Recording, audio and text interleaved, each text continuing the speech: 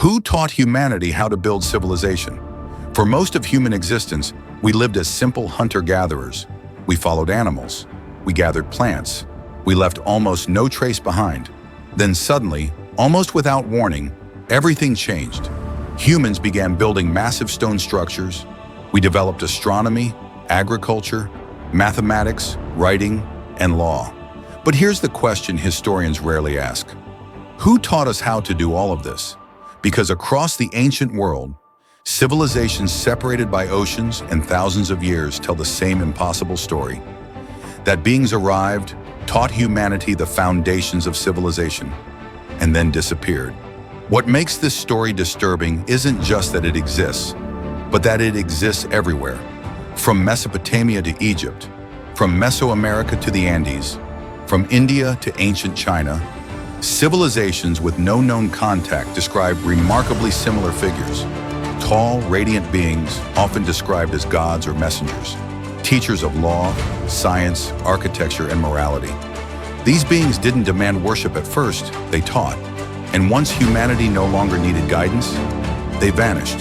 The earliest written civilization on Earth, the Sumerians, recorded their origins in cuneiform tablets over 6,000 years ago.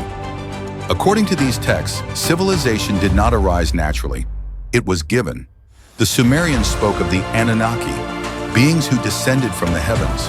They taught humans how to farm and irrigate land, build cities, create laws and governments, understand the stars. Even the Sumerian kings list claims divine origin, stating they ruled with knowledge granted by these beings. To the Sumerians, civilization was not invented. It was inherited. In ancient Egypt, the story repeats.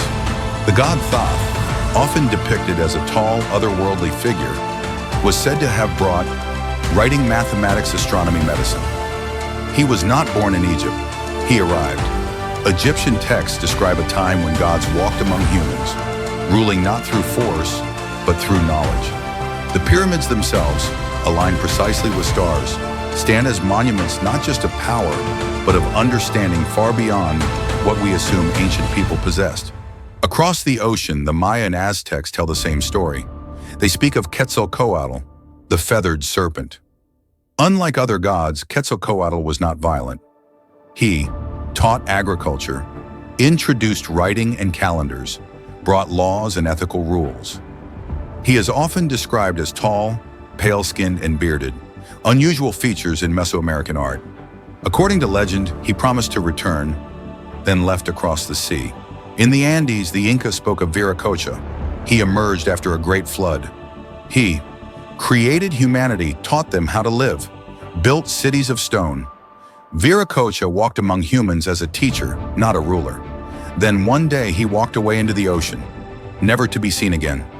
Different continents, different cultures, no known contact, yet the same elements appear again and again.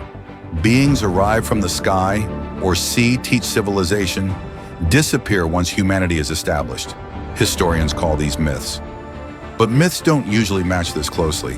So we're left with an uncomfortable question. Are these stories symbolic or remembered? Modern history assumes humans discovered everything on their own.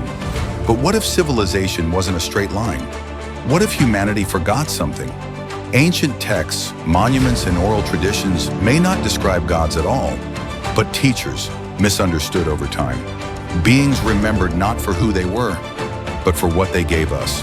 Perhaps the most unsettling idea is not that we were visited, it's that we were helped.